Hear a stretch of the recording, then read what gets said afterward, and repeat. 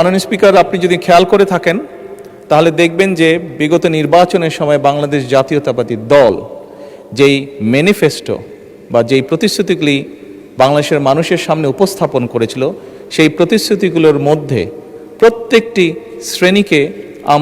শ্রেণীর জন্য আমরা কিছু না কিছু বিষয়বস্তু রেখেছি।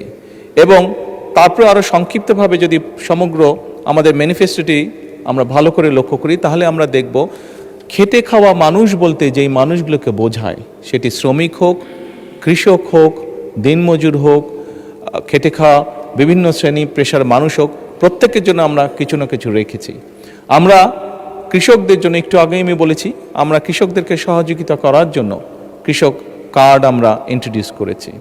আমরা একইভাবে এই দেশের মহিলাদেরকে, এই দেশের নারী সমাজকে আমরা এম্পাওয়ার করার জন্য আমরা প্রান্তিক পর্যায়ের পরিবার যেগুলো আছে, সেই পরিবারগুলো যে নারী প্রধান আছে, তাদেরকে ফ্যামিলি কার্ড দেওয়ার প্রক্রিয়া এরই ভিতরে আমরা শুরু করেছি, তাদেরকে স্বাবলম্বী করার জন্য অর্থনৈতিকভাবে।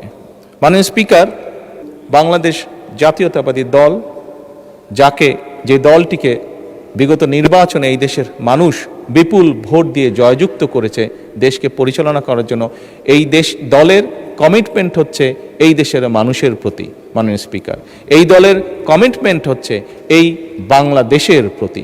মাননীয় স্পিকার, এবং সেজন্যই